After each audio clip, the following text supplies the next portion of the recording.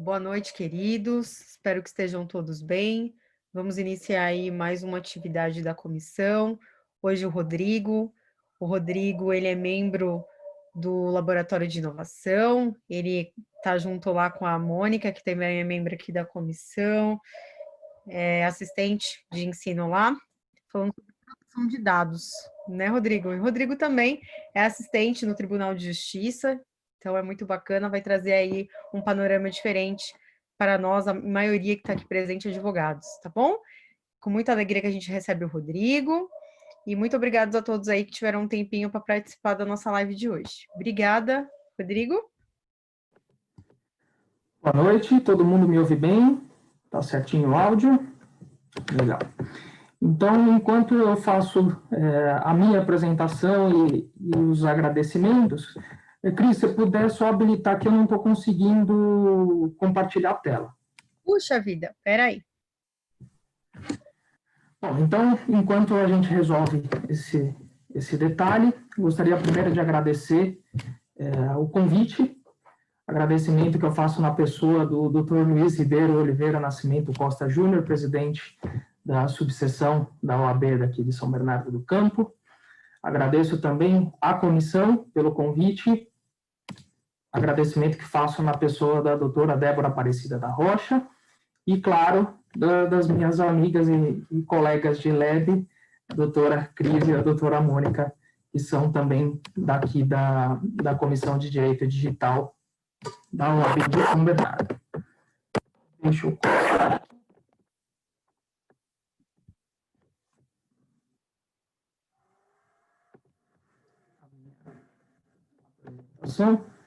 Vocês... Cris, apareceu aí certinho? Certo. Rô, se o pessoal fizer alguma pergunta, alguma coisa, eu posso te passando. Sim, sim, pode passar. Combinado, pessoal. Se tiverem dúvidas, mandem aqui no chat, eu passo para o Rô. Vamos lá. Exatamente. Então, eu estou aqui para falar brevemente sobre os impactos da tecnologia na responsabilidade civil. Aqui, junto com o tema, tem um QR Code aqui embaixo com meus contatos, para quem quiser, depois, ao final, eu repito também. Se quiser entrar em contato para conversar, tirar dúvida, ou simplesmente falar que discorda de alguma coisa, que eu falei uma besteira, fiquem à vontade. Como a Cris já disse, Rodrigo Gugliara, sou assistente do LEB de inovação, que eu ouvido falar bastante, porque o pessoal de lá é bem frequente, né, aqui. Também sou assistente no Tribunal de Justiça de São Paulo, hoje estou numa vara civil, então eu tenho bastante contato justamente com o tema responsabilidade civil, que dentre outros, uma das minhas paixões no direito privado, e também não só do direito privado, porque o direito digital como um todo tem muito dessa interdisciplinaridade, né? A gente, estudando um pouco de proteção de dados, por exemplo, que é a área que eu estou junto com a doutora Mônica no Lab de Inovação, a gente tem que estudar um pouco de direito administrativo para saber quando que a proteção de dados é aplicável ao poder público, por exemplo, na natureza jurídica da ANPD. A gente faz muita comparação de alguns institutos com direito penal. Então, para quem está nessa área aí, é muito rico e traz bastante experiência e bagagem para a gente. Eu não pretendo fazer uma aula propriamente dita, porque o tempo não seria suficiente, então eu vou propor para a gente eu fazer justamente essa explanação sobre o tema e alguns subtemas que eu separei aqui para a gente conversar um pouquinho. Qualquer dúvida pode mandar no chat, a Cris passa para mim as perguntas, e a gente vai fazer apenas como se fosse uma reflexão guiada. Eu vou trazer alguns elementos para que vocês tirem suas próprias conclusões. Aqui não tem certo ou errado, mesmo porque o direito digital é muito... a velocidade de avanço é muito maior do que o legislador e a própria jurisprudência conseguem atingir. Então, são muitas questões aqui que eu posso até dar minha opinião pessoal, mas que não tem certo ou errado, não tem posicionamento jurisprudencial e nada semelhante. Passamos aqui, então, A primeira reflexão que eu sempre trago, trouxe até, não sei se temos hoje alguém aqui que fez curso de férias com a gente lá na Faculdade de São Bernardo do Campo, mas é uma reflexão que eu sempre trago de o que mudou, né, ao longo do tempo. Um passar, aqui nesse caso que eu trago específico, passar de 112 anos, né, mais, se contar a parte toda prévia, isso daqui a gente está falando de 1908, o lançamento desse Ford modelo T, mas toda a engenharia, tudo que antecedeu isso tem mais tempo. Então, o que mudou? Primeiro que o que mudou também vai muito de percepção, né? Não há certo e errado novamente. Mas muita coisa mudou. E como eu, pessoalmente, gosto muito de carro, eu resolvi trazer o exemplo do carro. Ao longo de todos esses anos, você pode ver na imagem aí que o Ford modelo, até o nome é bem semelhante, né, dos dois, mas só o nome, porque basicamente mudou todo o restante.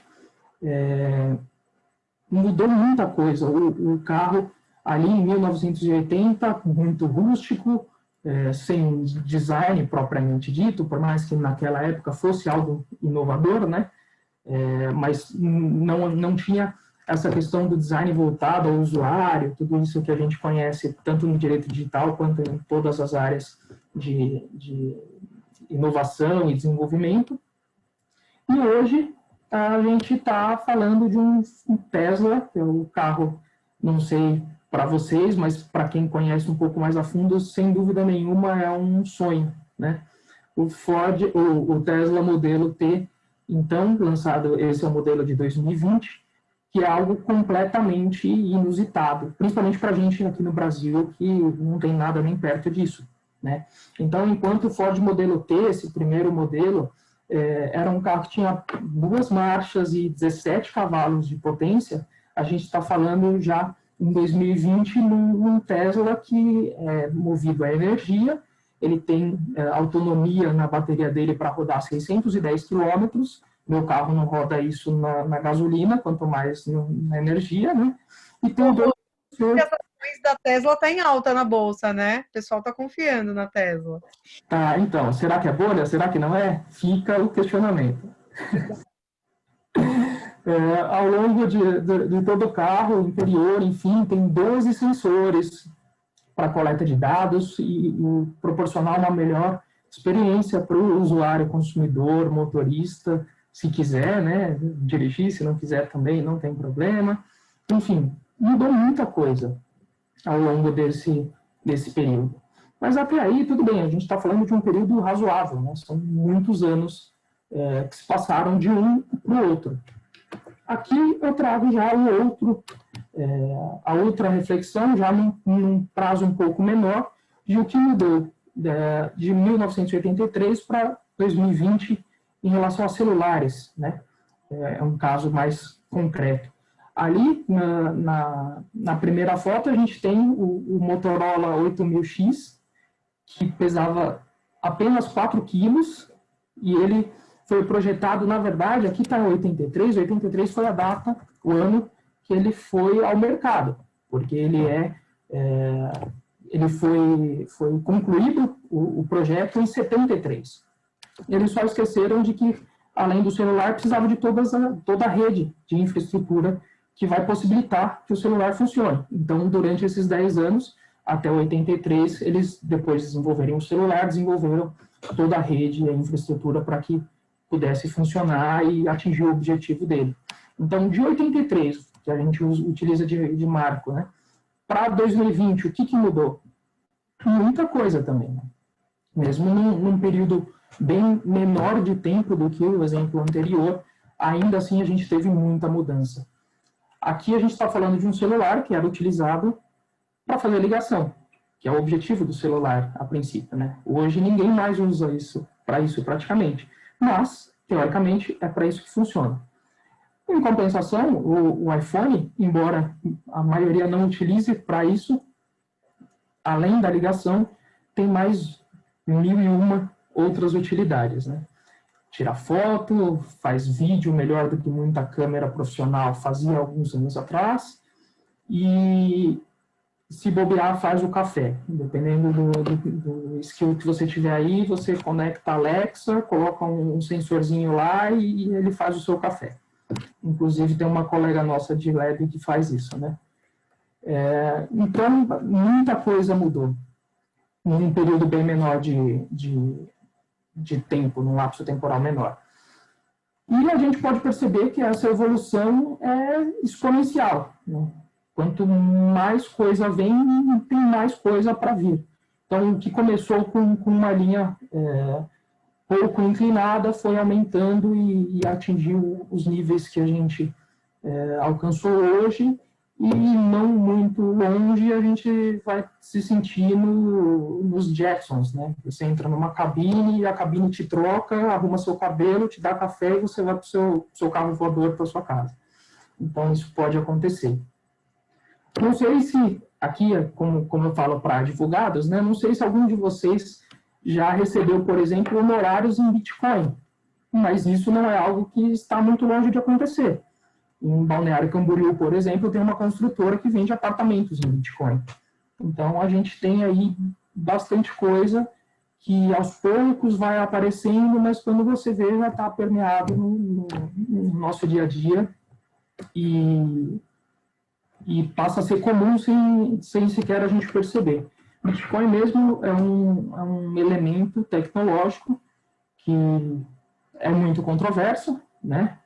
E eu mesmo postei no meu Instagram faz algumas semanas perguntando quem já tinha utilizado Bitcoin de alguma forma, mas especialmente para investimentos. E aí, Cris, não me julgue, eu julgo como... Mas, enfim, pouquíssimas pessoas, algumas que eu já conhecia, mas fora do pessoal que eu já conheci, já sabia, só uma pessoa votou em sim, que eu não imaginava. Inclusive uma aluna nossa da São Bernardo, do nosso núcleo de proteção de dados, claro, né? Mas a maioria votou não. Então, isso é algo que ainda está iniciando, mas tem um grande potencial aí de se tornar mais fácil e mais difundido, principalmente. Como, por exemplo, na China, que já tem as criptomoedas dela, e, enfim, o Facebook tentou lançar dele também, eu não sei a quantas anda, mas parece que não deu muito certo. Enfim, tem muita coisa que já mudou, tem muita coisa que vai mudar. E por que isso tudo? Então, a primeira reflexão que fica é justamente essa. O avanço tecnológico é muito rápido. Muito rápido. A gente, em poucos anos, está falando de mudanças que a gente nunca imaginou antes. E a gente sabe também que, por outro lado, o processo legislativo é muito devagar. A não ser quando eles querem por algum motivo específico, mas, em geral, é bem devagar. E aí, obviamente, nunca a gente vai ter uma legislação de acordo com aquilo que a gente vive de estado da arte tecnológico. Isso vai ser praticamente impossível. E sempre terão novas discussões, e é justamente por isso que eu trago algumas reflexões para que todo mundo possa olhar e tentar sair de novas questões que possam aparecer por aí. Então, a primeira coisa que a gente precisa parar, já adiantei, né? Parar, pensar e tentar sentir quais são realmente esses impactos do avanço tecnológico, da criação de novas tecnologias para o direito como um todo, não só para a responsabilidade civil. Então, ainda não é, deixa eu até voltar um pouquinho, aqui a gente está falando de algumas funcionalidades super simples, mas que, simples em modo de dizer, né? Hoje é comum a gente ver, né, em iPhones da vida, em Galaxy S20, ou enfim, qualquer outro, mas que tem um impacto também no direito. Então, hoje é muito mais simples você produzir uma prova dentro de determinadas circunstâncias, porque você tem no seu bolso um aparelho desse que faz absolutamente tudo. Ele grava a voz se você quiser, ele vai gravar o vídeo se você quiser, e coisas que eram até então só faladas, que nunca ninguém conseguiu demonstrar, se tornam mais simples e até fáceis de acontecer. E até eu não gosto muito de falar de política, mas isso é um caso específico que eu acho que é interessante, como aconteceu com o anterior presidente nosso, que foi grampeado praticamente por um empresário famoso para conseguir um benefício penal ali. Então, isso, o que até pouquíssimo tempo era impensável, se tornou corriqueiro praticamente. Então, essas mudanças acabam ocasionando impactos não só na edição de novas leis, mas que nunca vêm preparadas para a realidade de quando são aprovadas, e também no dia a dia de quem é o profissional do direito. Então, justamente esse aqui é a proposta primeira que eu faço, de a gente parar, pensar e analisar tudo com bastante calma. A gente tem que lembrar também, e aí eu trago uma ideia antiga que a gente estuda em direito penal, na época, pouco após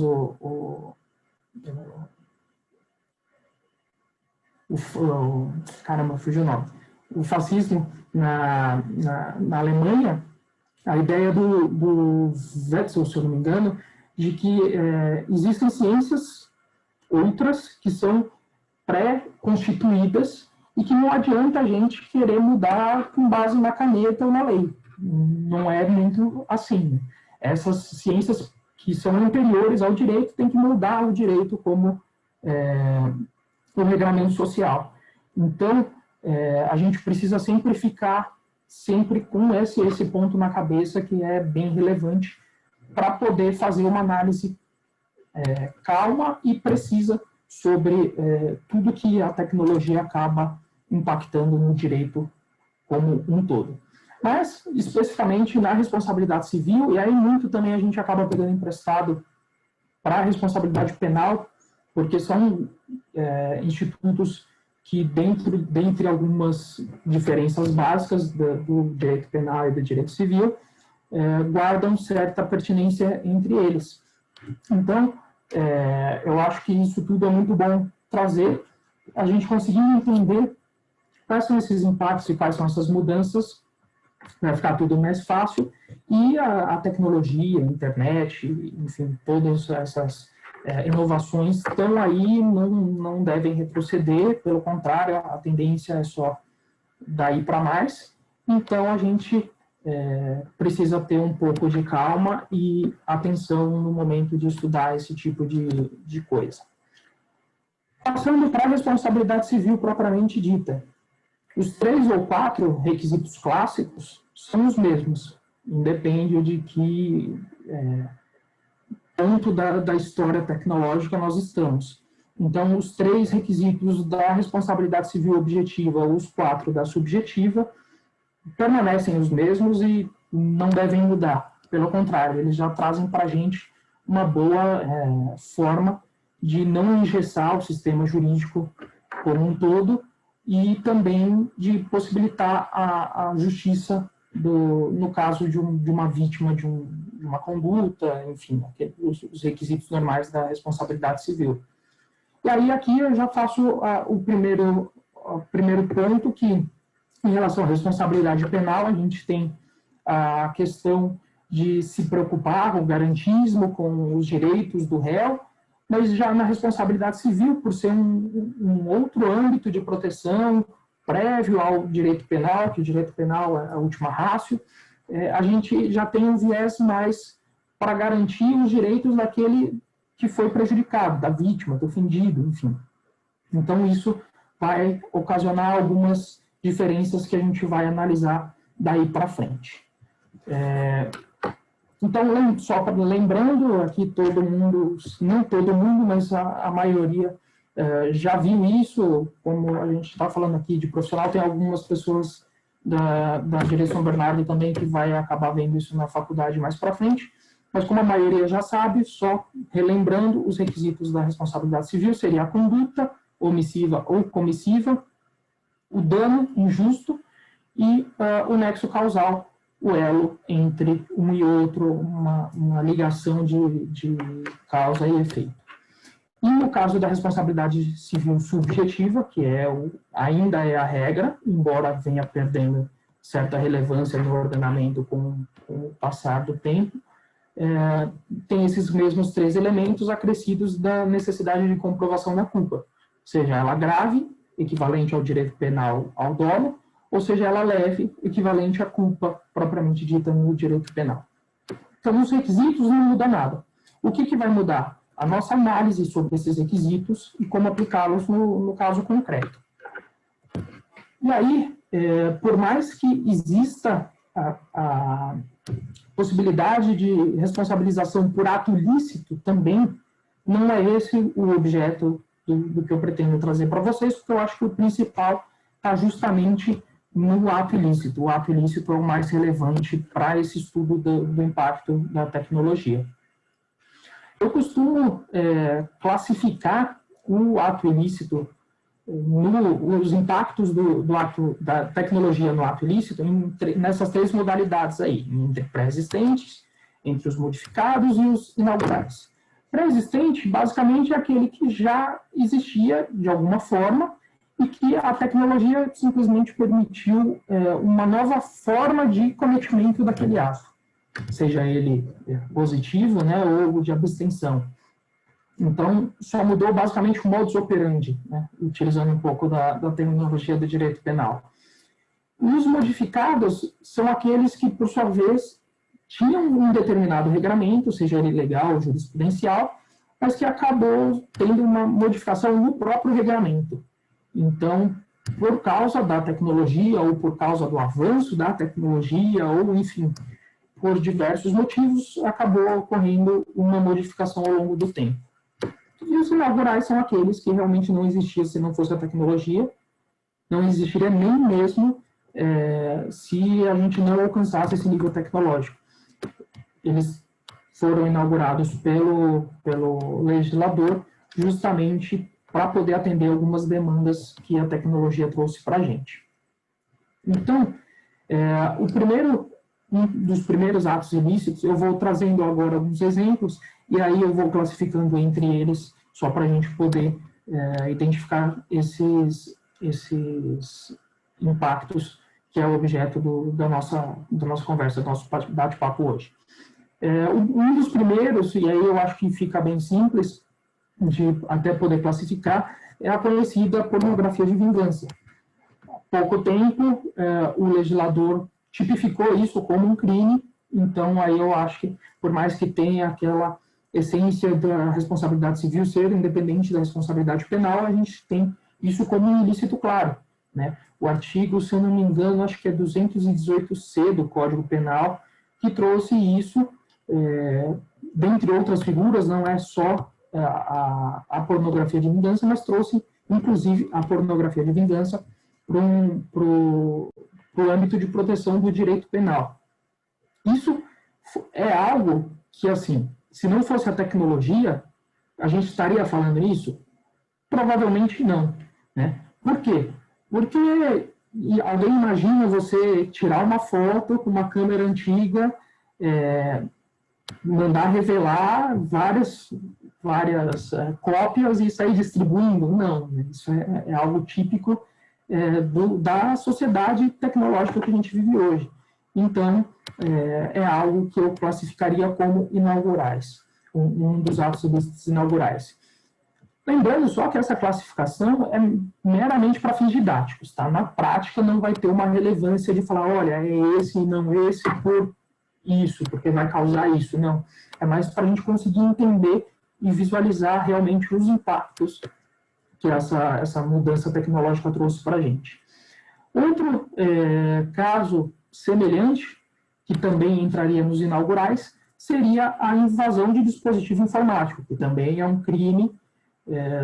Esse já há alguns anos vem no Código Penal, por causa do caso que ficou famoso, né, da atriz global, ficou tanto que a lei que acrescentou esse tipo penal no Código Penal ficou famosa como Lei Carolina Dickmann, e que buscou proteger justamente a segurança dos dispositivos. Então, se você tem uma senha e alguém, mesmo com a senha, invade o seu dispositivo e acessa, utiliza aquele conteúdo de alguma forma, isso é um tipo penal, e aí a gente pode pegar emprestado lá do direito penal para colocar isso como um ilícito civil, que se presente os demais requisitos da responsabilidade civil, caracteriza o dever de indenizar.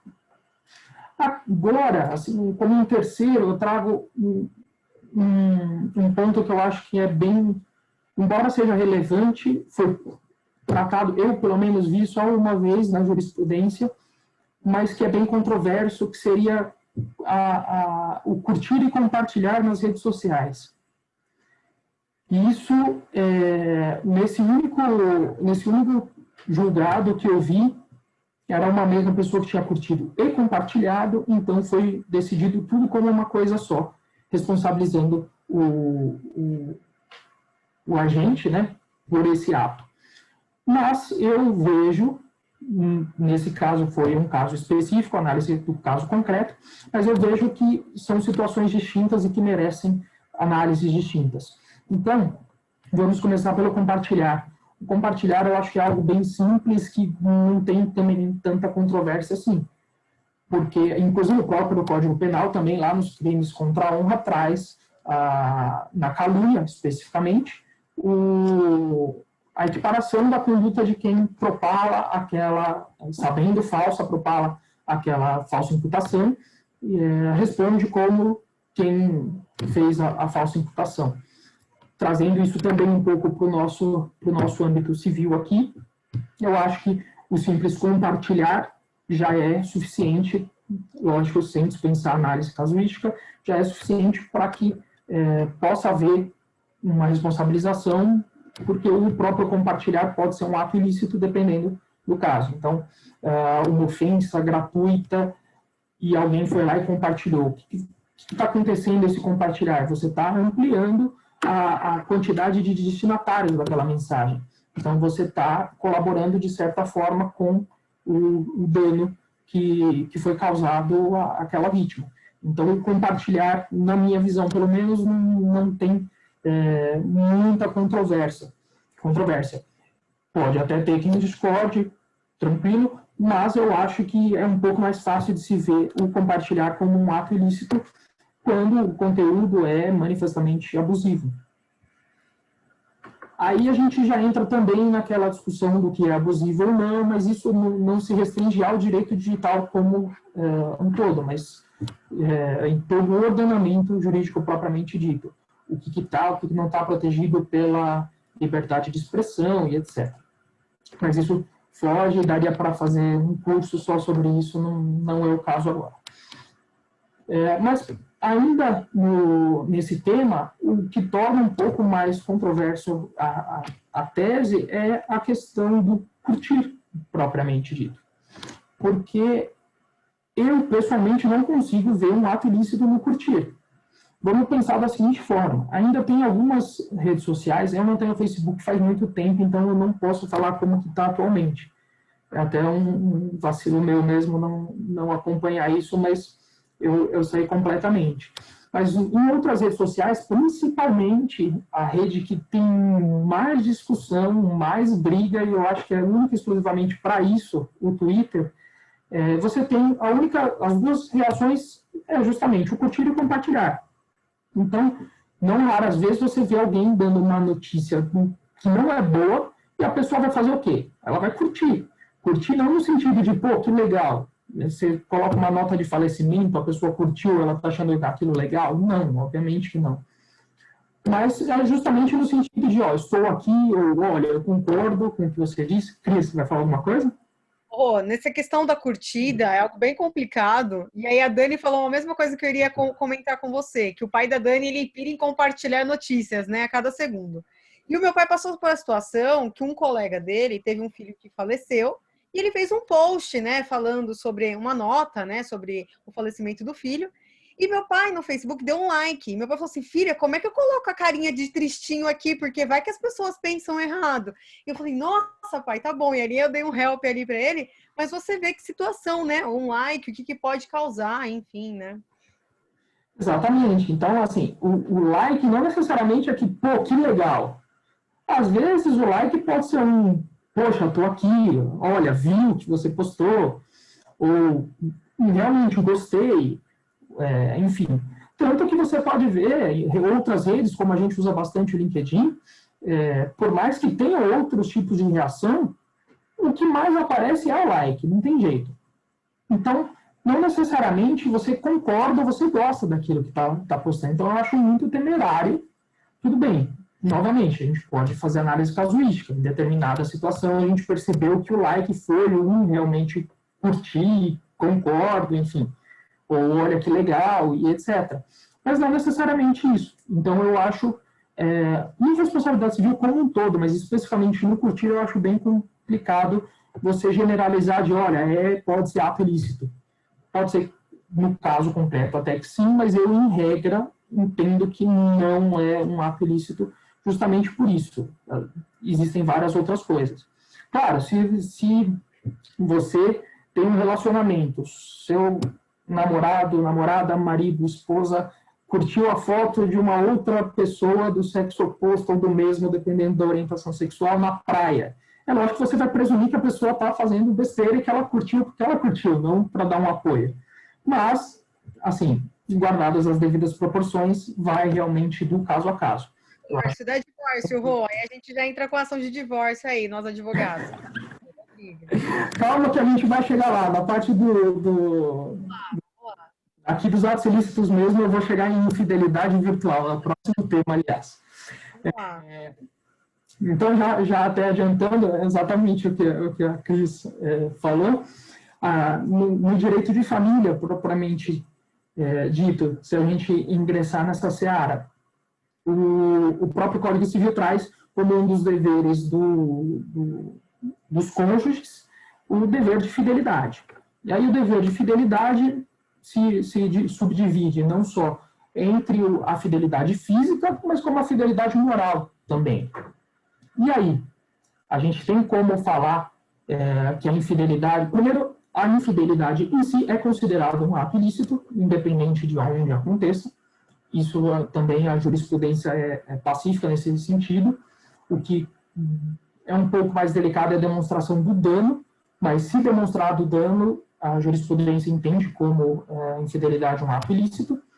Na verdade, um não depende do outro. É um ato ilícito se demonstrado dano ao dever de indenizar com nexo causal e culpa, enfim. Mas e quando a gente já passa justamente para o ambiente digital? Infidelidade virtual. O que é a infidelidade virtual? A gente lembra que a fidelidade tem não só o físico, mas o moral também. Inclusive, tem comentários ao Código Civil, direito privado contemporâneo, se não me engano. É um Código Civil comentado muito bom, organizado pelo Giovanni Torinani, e no artigo não, desculpa, no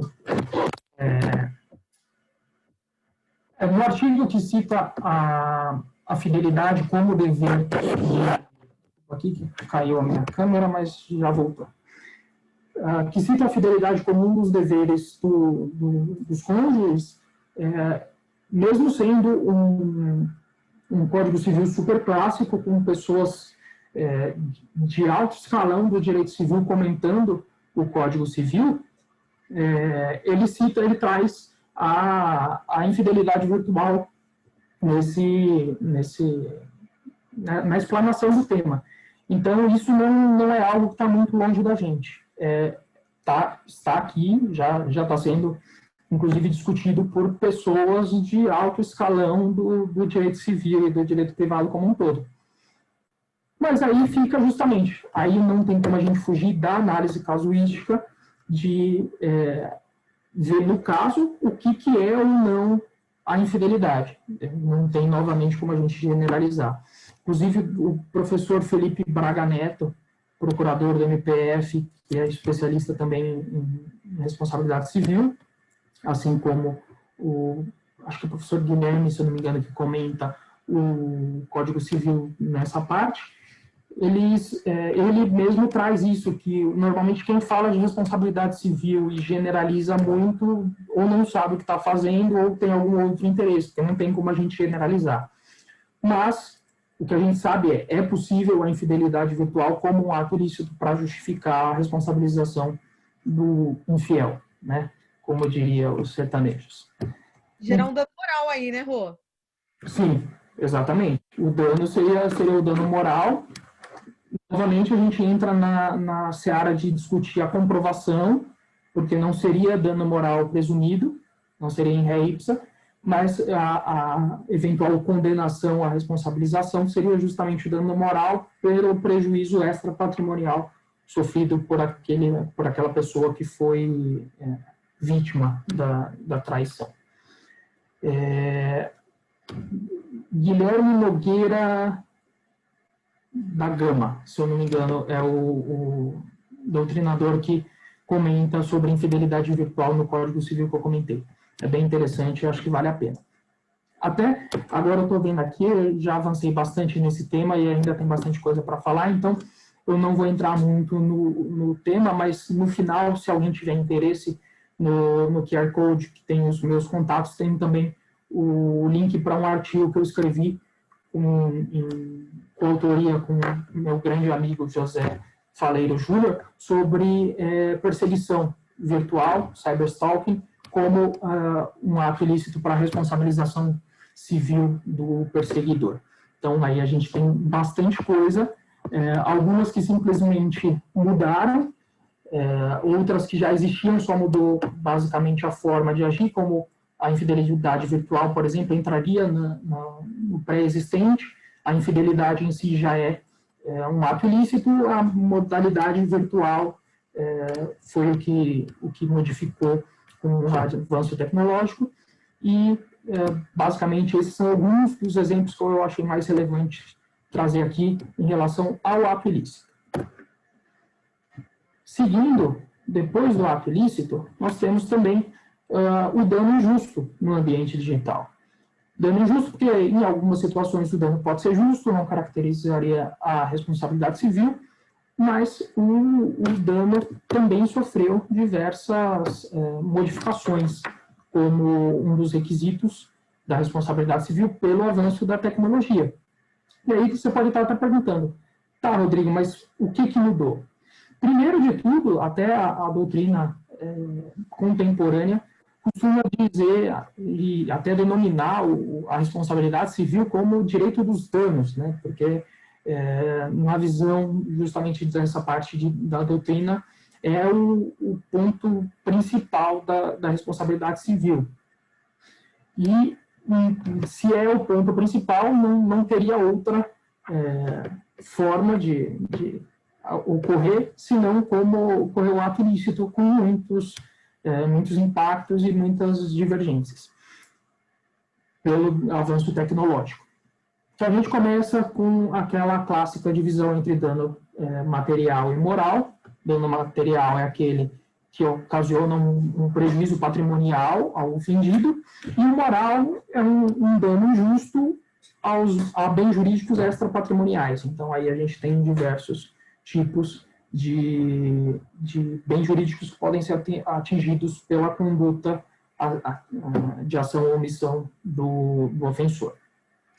Então, primeiro vamos pensar no dano material. Dano material também tem a clássica subdivisão entre lucros cessantes e danos emergentes, e eu consigo citar rapidamente um exemplo de cada que pode atingir, de certa forma, pode ser atingido, de certa forma, pela tecnologia. Lucros cessantes, também relembrando, é aquilo que você tinha certo para receber, mas deixou de receber em razão do ato ilícito, ou lícito, enfim, do que ocorreu, né, da conduta, seja ativa ou omissiva. E aqui o principal caso que me vem à mente é o dos influencers digitais. Hoje, muitas pessoas vivem basicamente de redes sociais, Instagram e etc. Então, quando um ato ilícito acarreta de certa forma, um prejuízo em relação a isso, a um influencer digital que deixou de receber algo por uma ação ou omissão, com nexo causal entre a conduta e o dano, e dependendo da modalidade, com culpa ou não, isso pode ser um novo tipo de dano. É um lucro cessante, porque a pessoa deixou de oferir o seu ganha-pão, por causa de uma conduta. Então, a gente pode trazer como exemplo aí o hackeamento de uma conta de um influenciador digital. Inclusive, agora vivemos em época de quarentena e muita gente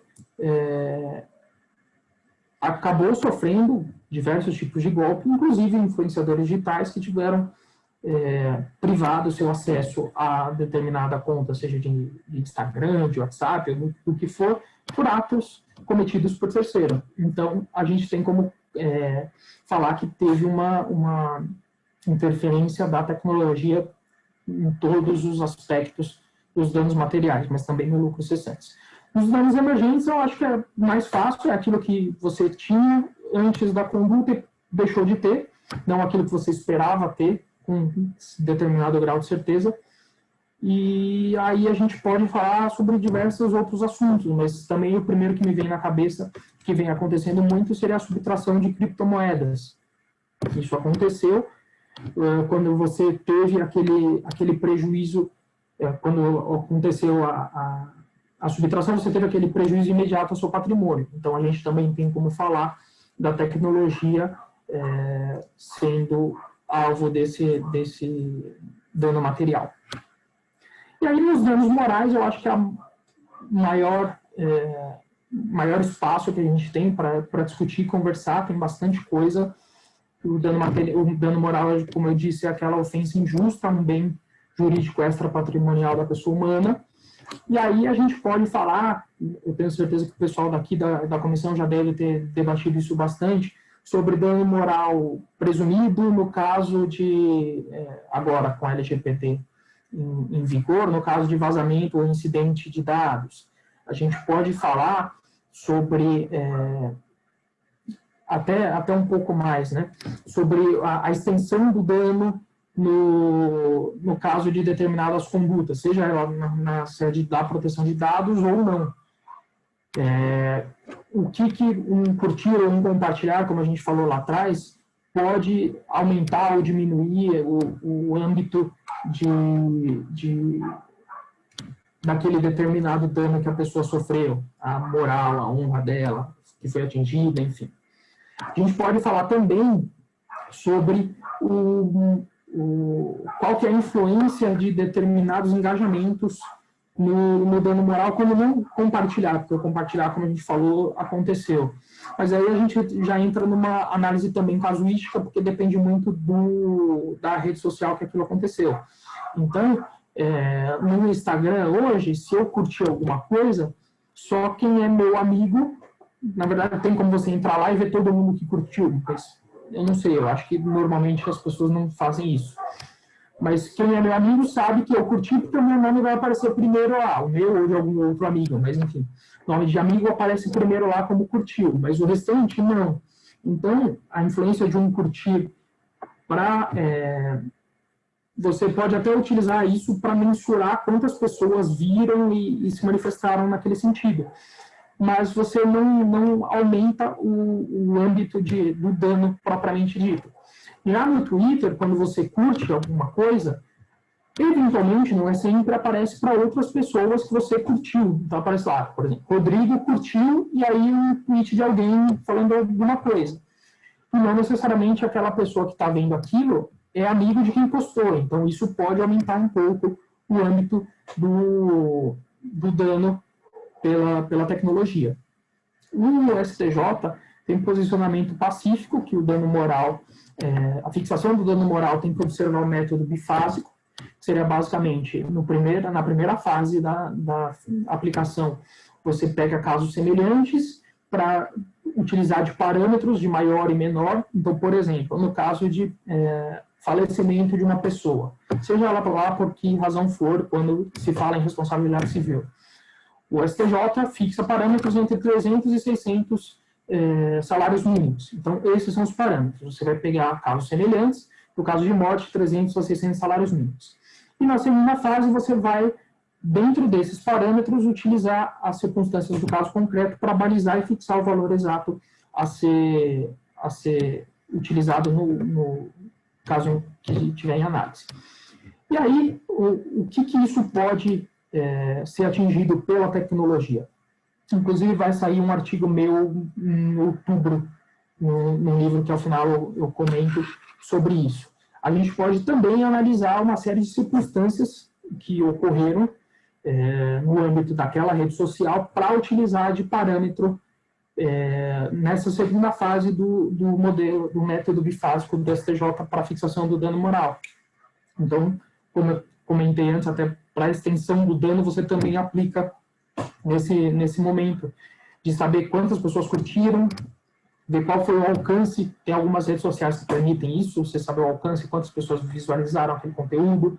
Então, você tem algumas ferramentas que proporcionam isso, e que antes da tecnologia, se eu xingasse alguém, simplesmente, quem sabe, são aquelas poucas pessoas, e depois de quem estava presente naquele momento, você nunca vai descobrir quem contou para quem, que chegou até não sei quem, você não consegue delimitar o público que foi atingido com aquilo. Agora, a gente consegue delimitar o dano um pouco melhor, e a minha sugestão é justamente de utilizar isso na segunda fase do método utilizado pelo STJ para poder fixar os danos morais, que é a conduta, eu acho que mais difícil do julgador no momento de analisar esse tipo de situação. E o nexo de causalidade?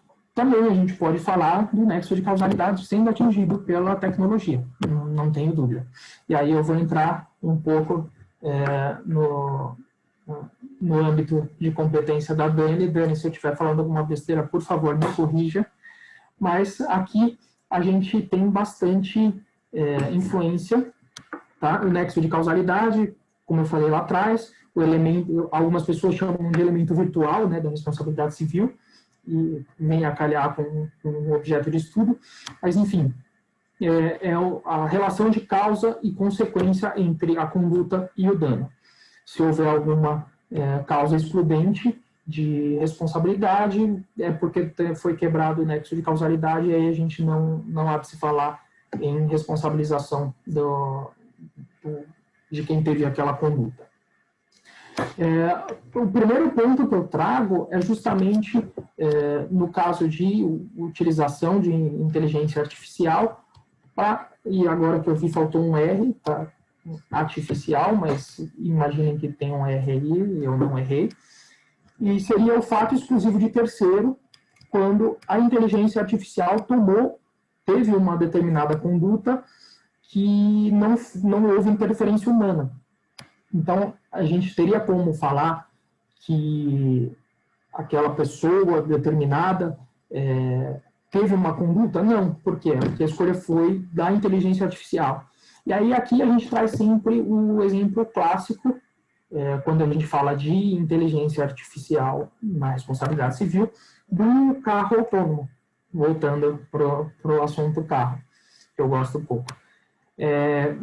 Se você está no seu carro, aí também a gente tem outras circunstâncias, mas você está no seu carro e existe aquele velho dilema moral, né? Você está num carro, o farol está aberto para o carro passar e tem duas pessoas atravessando uma em cada faixa, né? Uma faixa no sentido que você está, outra no outro sentido, uma criança e um idoso passando no farol vermelho, e o carro tem que escolher entre quem ele vai acertar. E você tem que falar da responsabilidade civil do motorista, no caso do passageiro, né? Porque o motorista é a própria inteligência artificial, ou isso foi um fato exclusivo, no caso, nem de terceiro, seria da própria vítima, porque ela está atravessando no farol vermelho. Mas vamos supor que não esteja no farol vermelho. Que uma esteja no farol vermelho no sentido que você está, mas no outro sentido o farol está verde, e a gente estava falando de estar passando no farol vermelho. duas crianças ou um adulto no outro lado. E aí o carro, na hora de fazer a escolha, escolhe entre o adulto e não as duas crianças. A gente poderia até falar no âmbito penal, outros tipos de exclusão da responsabilidade penal, mas aqui o estado de necessidade, quando não foi a pessoa atingida que se colocou no risco, a gente há de se falar em responsabilidade civil. Então, a gente tem esse tipo de atingimento da tecnologia também no nexo de causalidade. Mas, e se, por exemplo, aí a resposta foi até a mesma que eu já dei, mas e se, por exemplo, entre atropelar uma pessoa que está passando no farol vermelho para ela, ou entrar com o carro, verificar que não tem ninguém e entrar numa banca de jornal que estava fechada, o que ele vai fazer? Tá, ele escolheu entrar na banca de jornal. A banca de jornal não tem nenhuma relação, a pessoa dona do veículo também não escolheu a saída daquele dilema, mas aconteceu. Quem você vai responsabilizar? A gente poderia falar em estado de necessidade, mas o estado de necessidade não afastaria, só que não teve a opção. Aí a gente já entra em outro posicionamento também do STJ, de que o proprietário do veículo tem o dever de guarda, cuidado, zelo, enfim, daria também para responsabilizar por esse tipo de tese do STJ, não daria. São coisas que aqui no Brasil a gente está um pouco mais longe, porque a gente não tem nem previsão de chegar os carros autônomos aqui. Mas são situações que vão ser bem polêmicas aí quando acontecer. E outro ponto também que eu entendo relevante, esquecendo aquela diferenciação que a doutrina tanto tenta fazer entre caso fortuito e força maior, porque na prática a relevância disso é nula, mas utilizando os parâmetros da jurisprudência entre fortuito interno e fortuito externo, são situações que não as duas, né, mas que em tese poderiam quebrar o nexo de causalidade. Só também para quem não teve isso ainda, o pessoal da faculdade especificamente, fortuito interno é algo inesperado e incontrolável que aconteceu. Antes havia a diferenciação entre se o motivo é um motivo natural ou não, mas isso já não vem mais ao caso.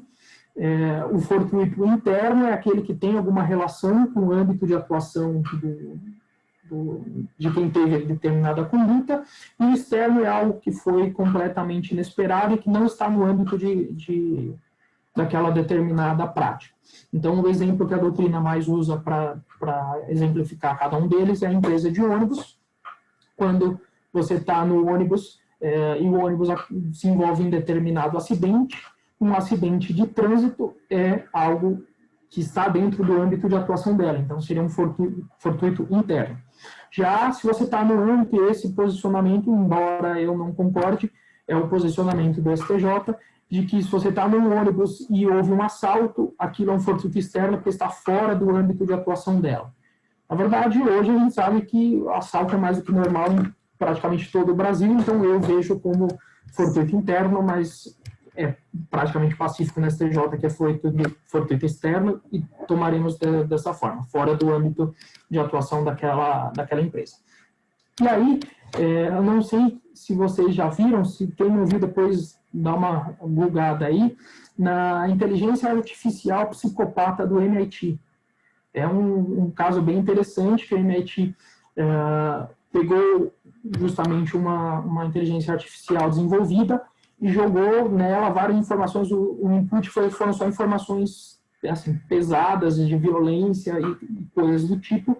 E aí, com o aprendizado de máquina, aquela inteligência artificial desenvolveu como se fosse uma personalidade psicopata. Então, a gente poderia analisar isso. Aconteceu, não sei qual que é o âmbito, na verdade, não é âmbito, qual foi a extensão exatamente do que ocorreu, mas a gente já ouviu falar diversas vezes sobre aplicativos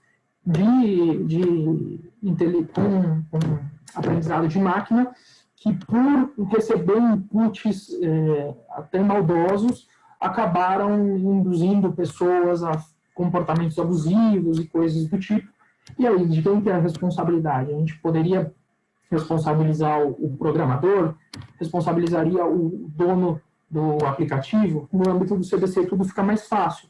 Mas e se a gente estiver fora do âmbito do CDC? Se a gente está falando de uma relação civil pura, pode ser que isso também acabe ocasionando. Não. Se foi desenvolvido aquela inteligência artificial, deveria ter um acompanhamento. Se não teve, isso é um fortuito interno, porque está dentro do âmbito de atuação daquela pessoa. Se foi por uma empresa, não responsabilizaria direto o programador, porque ele é um preposto, responsabilizaria a empresa que teria regresso em relação ao programador, ou, enfim, a equipe, coisas do tipo. A gente também tem esse tipo de atuação da tecnologia no nexo de causalidade. E aí eu passo já para finalizar para algumas questões processuais de responsabilidade civil que também são ou modificadas ou criadas em razão da tecnologia. O primeiro ponto, novamente voltando a carros autônomos, seria o seguinte: imagina você como vítima de um atropelamento pelo carro autônomo. Como você sabe, o carro autônomo, diversos deles têm a opção entre você dirigir mesmo ou você ligar lá o autônomo e seguir sendo levado pelo carro de forma autônoma.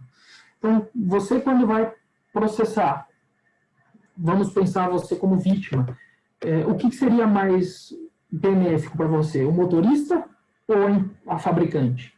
Provavelmente a fabricante. Qual é a chance maior de você receber? Me processando ou processando a Tesla? Obviamente processando a Tesla, né? Não tem nem comparação. Mas e aí, como que eu vou saber isso? Então, você precisaria entrar com uma produção antecipada de provas para saber se o indivíduo estava ou não dirigindo o carro. Porque se ele estava, a responsabilidade é dele, a conduta foi dele, ele é o responsável. Ok. Mas e se ele não estava? Se estava no modo autônomo? Caberia um litisconsórcio, você coloca o motorista e a fabricante do carro. Então, você conseguiria ter mais segurança tendo esse tipo de informação, e isso é algo que também vai ser influenciado, você utilizar outras medidas processuais para adotar a melhor estratégia no caso concreto. E o próprio Marco Civil da Internet, como eu trouxe aqui, também trouxe alguns elementos para a gente poder responsabilizar o determinado agente de uma conduta que causou um dano com nexo de causalidade e eventualmente culpa. Como, por exemplo, um procedimento que ele traz, que ele regulamenta, de você entrar com pedido judicial de requisição de informações para determinados provedores, e aí o próprio Marco Civil da Internet traz como provedor de aplicação, basicamente todos aqueles serviços, aplicativos, enfim, que você utiliza na internet, dentro da web. Então, o Instagram, o Facebook, o WhatsApp, e eu estou falando tudo do mesmo, porque é tudo do mesmo grupo, mas um TikTok, um G1.com, todos esses são servidores de aplicação lato sensu. Até existe a jurisprudência que define quem é provedor de conteúdo, quem é provedor de aplicação, mas o Marco Civil não faz essa diferenciação direta. Enfim, então quando eu entro numa determinada plataforma, aquela plataforma tem o registro de que eu entrei, e aí se eu fiz um tweet ofendendo, por exemplo, a Dani, tá aqui. E aí ela se sentiu ofendida, não me processa, Dani, é brincadeira. E aí ela se sentiu ofendida, mas eu, logicamente, achei que eu sou ligeiro e que a Constituição, quando veda o anonimato, é só brincadeirinha. Eu usei um avatar e coloquei um nome qualquer lá, então ela não sabe quem é. Ela ficou brava, o que ela vai fazer? Com fundamento no Marco Civil da Internet, ela vai entrar com um pedido judicial para que o Twitter, a plataforma que eu utilizei, o Instagram, enfim, forneça os dados de acesso de quem teve, quem publicou aquele determinado conteúdo. Aí o Instagram vai chegar e falar, olha, tá aqui, te forneço os dados, são esses daqui. Então, ele vai dar, só que ele vai dar o quê? O meu endereço IP, que é o endereço que identifica a minha conexão, e dentro dos parâmetros que você indicou, de data, horário, enfim, ele vai falar, olha, o responsável por fazer essa publicação foi o IP número tal. E aí vai colocar um número gigante lá, e aí você vai ter que identificar, e aí a gente tem a plataforma na internet, pode ser o ois.br ou .com, dependendo do caso. Você vai identificar de que provedor de conexão é aquela conexão. Então, se foi, quem é o provedor de conexão? Como o próprio nome diz, é quem provém a conexão. É a TIM, a Claro, a Vivo, a Oi, a Nextel. E a Oi, enquanto está em recuperação judicial, a gente não sabe se provém muito, mas enfim. E aí, você identificando qual é o provedor de conexão, você vai entrar com um novo pedido. Alguns juízes até permitem que seja no mesmo processo através de expedição de ofício, mas a maioria não. A maioria entende que é uma ação autônoma, para que o provedor de conexão dê os dados de quem estava utilizando aquele endereço IP em determinado horário. Então, você tem uma série de mecanismos processuais que o próprio Marco Civil da Internet vai trazer para que você consiga identificar quem foi o autor daquela conduta, assim, normalmente comissiva, mas pode ser omissiva também, e aí, através disso, identificar quem foi o autor e entrar com a devida ação indenizatória. Então, basicamente, esses são os principais pontos processuais também que a gente tem, e isso, até utilizando um pouco daquela classificação anterior, foi uma inovação da própria lei que trouxe para o nosso ordenamento jurídico, na verdade, para se adequar a essa nova realidade que a gente vive de hiperconexão.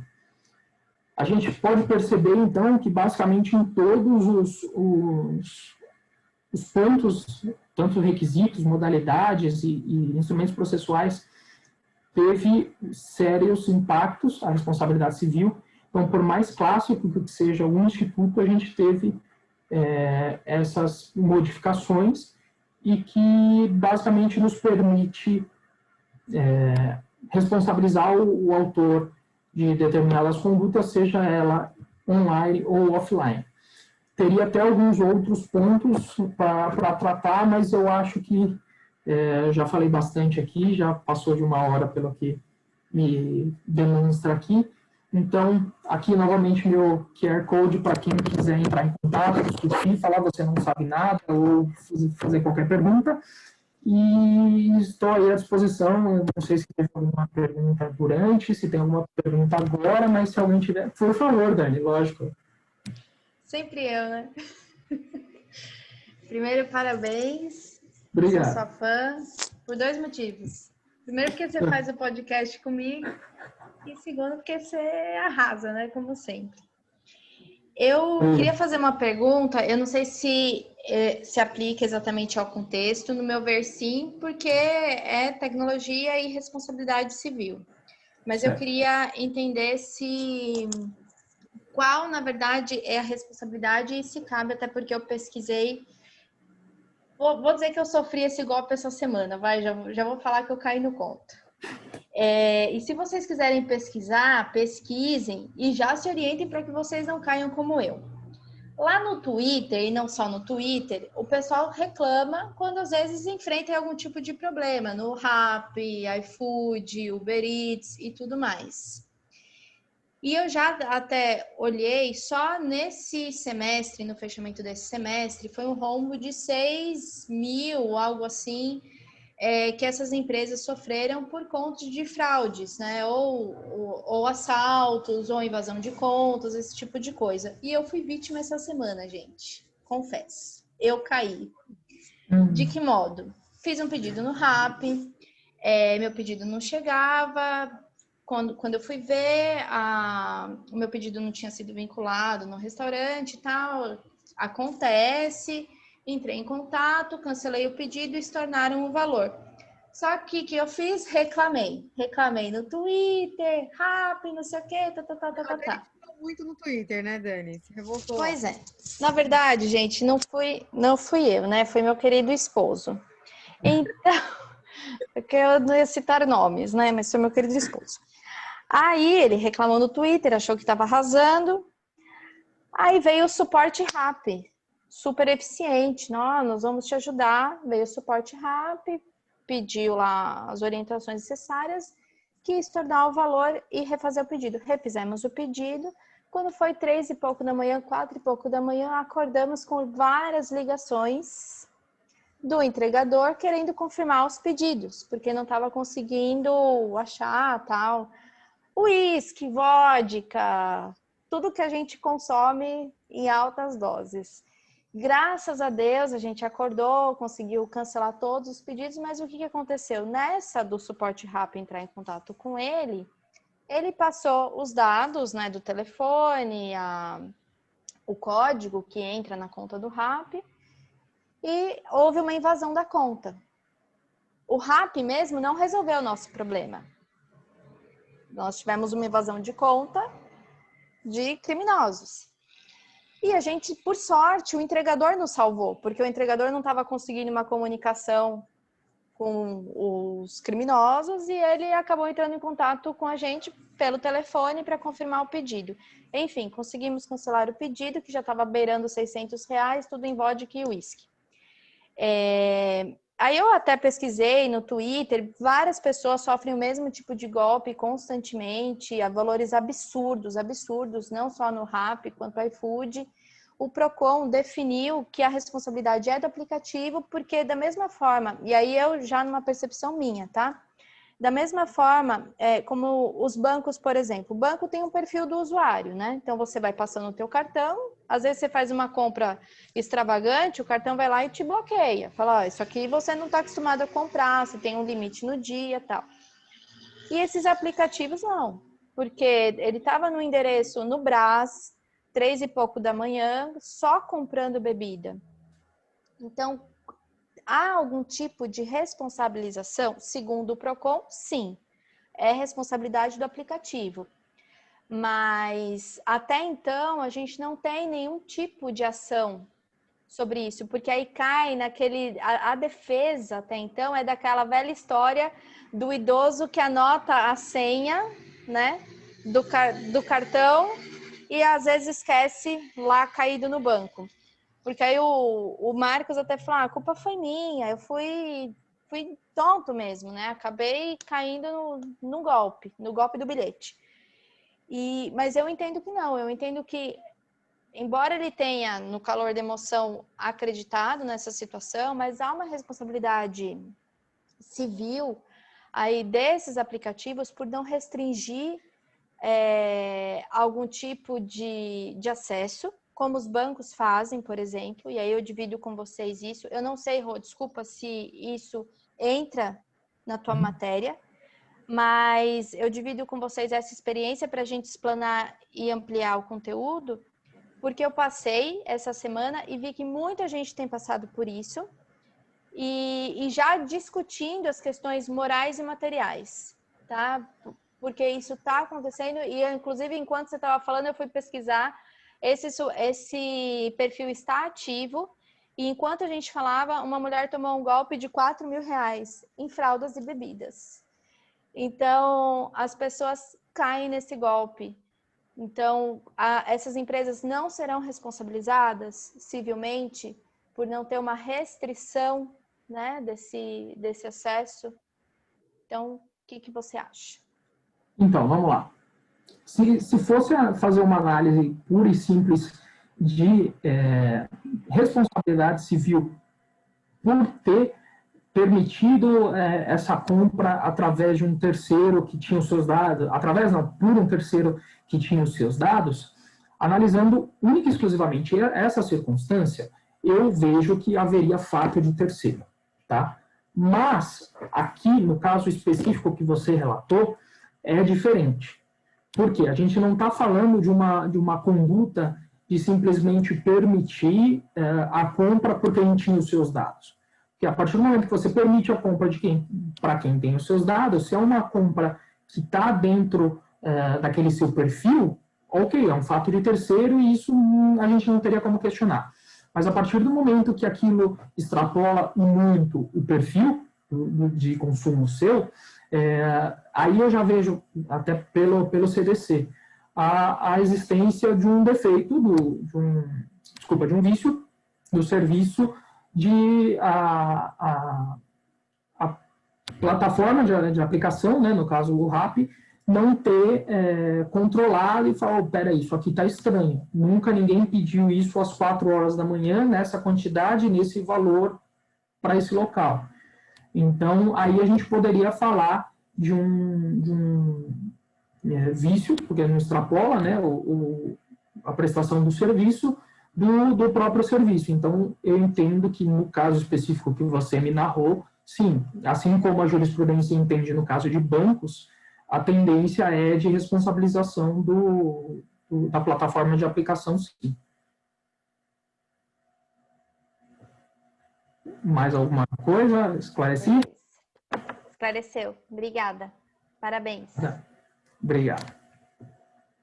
Mais alguém tem alguma pergunta? Eu vou só encerrar aqui o negócio, porque eu não consigo, a apresentação, porque eu não consigo ver direito, mas fiquem à vontade.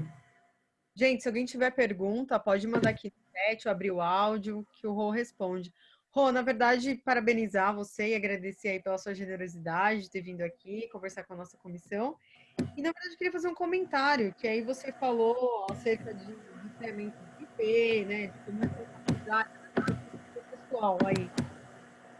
Me lembrou um caso, um pai que recebia os amiguinhos do filho, adolescente, em casa, e aquela coisa, ô tio, libera o Wi-Fi aí, liberou para todo mundo, a gente libera o Wi-Fi da nossa casa para todo mundo da nossa casa normalmente, né? Assim, né?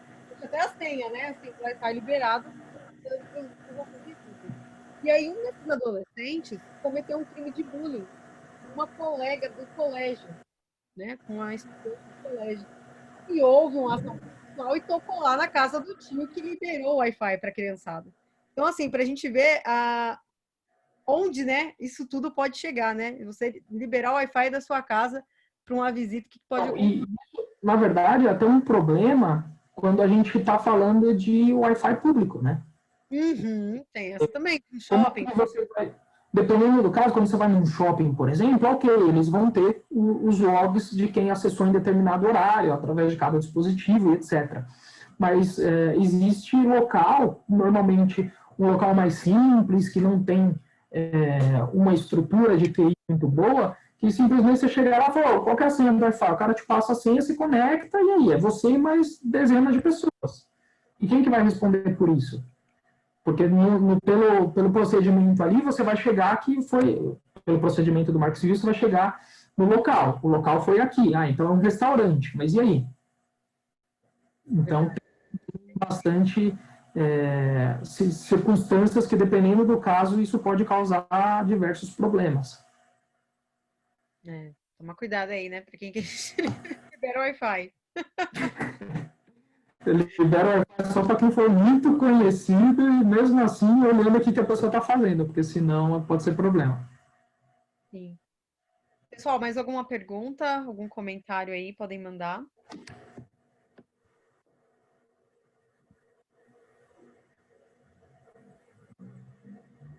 Não? Bom, sendo assim, vamos encerrar aí com muita elegância no horário, né? Como sempre. Agradecer demais as palminhas aí da Mo. Manda também. Muito obrigada, Rô, pela sua participação. Muito obrigado, Agradecer a todos aí que se dispuseram a poder participar aqui, contribuir com a nossa comissão. Rô, muito obrigada, viu? Eu que agradeço e estou à disposição. Quem pegou ali os contatos pode entrar em contato comigo, se não é só procurar também Rodrigo Gugliara, principalmente LinkedIn, mas tem nas outras redes também aí, pode entrar em contato comigo para a gente debater, conversar do que for necessário, e obrigado mais uma vez pelo convite por estar aqui. Obrigada, gente. Obrigada, Rô. Boa noite, pessoal. Obrigado, Parabéns, boa noite. Obrigada. Obrigado. Tchau, tchau. Tchau.